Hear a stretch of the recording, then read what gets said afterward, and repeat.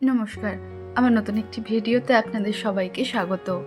এই ভিডিওটাও অনেক দিন আগের, স্কুলে ছুটি পড়ারও অনেক দিন আগে এই ভিডিওটা করেছিলাম। তারপর থেকে ভিডিওটা তৈরি করার সময় হয়ে ওঠেনি। আমি বাড়ি যাব ঠিক করেছিলাম, আর সুমনের স্কুল ছুটি থাকায় সুমন বলল আমিও তোমার সাথে যাব আর কোকোদেরকেও নিয়ে যাব।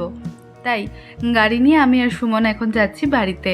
কিন্তু আমাদের সাথে বড় মাসিও এসেছিল বোনের বাড়ি ঘুরতে। তখনই বলল এখানে যে রায়না আশ্রমটা আছে ওখানে একবার ঘুরতে নিয়ে যাবি। তাই সেই দিনকে বিকেলবেলা আমরা সবাই মিলে বেরিয়ে পড়েছিলাম আশ্রমে যাব বলে। আশ্রমে এর আগেও কয়েকবার গিয়েছি আমরা, বড় মাসি এখানে যায়নি বলে যাওয়ার খুব ইচ্ছা ছিল। তাই মোটামুটি সবাই মিলে বেরিয়ে পড়েছি আশ্রমে যাব বলে। আশ্রমের নাম হচ্ছে তপবন আশ্রম। আমার বাপের বাড়ি থেকে মোটামুটি মিনিট 20 মতো লাগে আশ্রমে যেতে। কিন্তু কেউ যদি আসতে চায় মশাগ্রাম স্টেশনে নেমে ওখান থেকে জামালপুর আসতে হবে, আর তারপর জামালপুরে বাস চেঞ্জ করে রায়নার দিকে বাস নিতে হবে। তবে তপবন আশ্রম নাম বললে মেন রোডে আপনাকে নামিয়ে দিলেও আপনাকে কিছু দূর হেঁটে হেঁটে ভিতর দিকে যেতে হবে। আর যদি গাড়ি নিয়ে আসেন তাহলে এই রাস্তা ধরে গেলে গুগল ম্যাপ আপনার সঙ্গ দেবেই। আর তারকেশ্বর মেমারি রোড ধরে এলে জামালপুর থেকে বাঁদিকে রায়নার রাস্তা ধরে কিছু দূর যাওয়ার পর বাঁদিকের রাস্তা ধরে কিছু দূর ভিতরে চলে গেলেই আশ্রমটা দেখতে পাবেন। চিনতে খুব একটা অসুবিধে হবে না, কারণ রাস্তার ধারে আশ্রমে যাওয়ার রাস্তাটাও ইন্ডিকেট করা থাকে।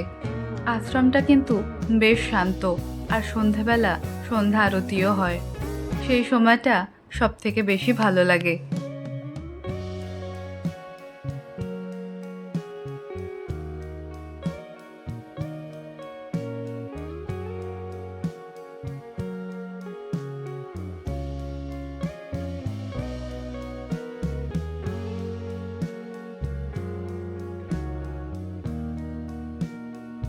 এখন যে ট্রেন লাইনটা দেখছেন, মানে যে গেটটা পড়বে, বাঁকুড়া যাওয়ার লাইন, যেটা মশাগ্রামের সঙ্গে যুক্ত করা হয়েছে আর হাওড়ার সাথে যুক্ত করার কাজ চলছে।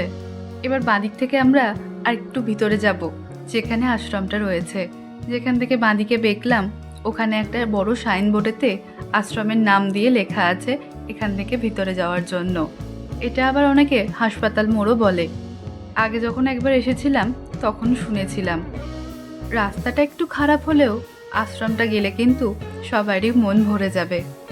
আমরাও আশ্রমের কাছেই চলে এসেছি। মেন রোড থেকে মোটামুটি 4-5 মিনিট মতো লাগে।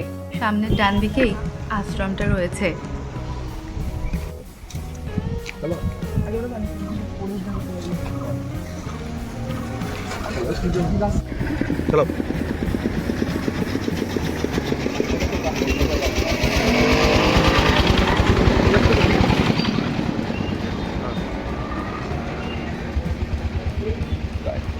আশ্রমের প্রবেশ পথটাও বেশ সুন্দর করে বিভিন্ন রকমের গাছ দিয়ে সাজানো রয়েছে, আর ভিতরেও অনেক রকমের গাছ রয়েছে। আর হ্যাঁ, পদ্ম ফুলেরও গাছ রয়েছে দেখলাম এবারে।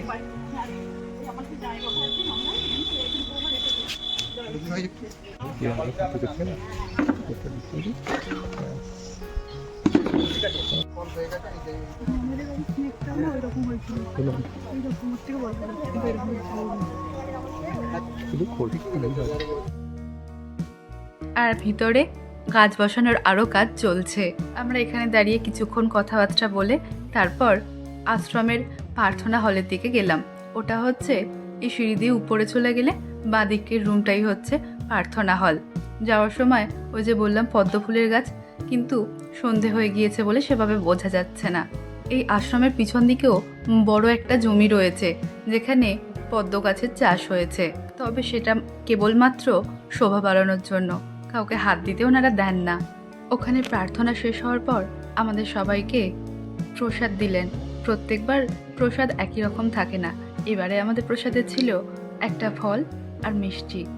তবে আমার যতদূর মনে পড়ছে এর আগের বারও যখন গিয়েছিলাম মিষ্টিটা অবশ্যই ছিল।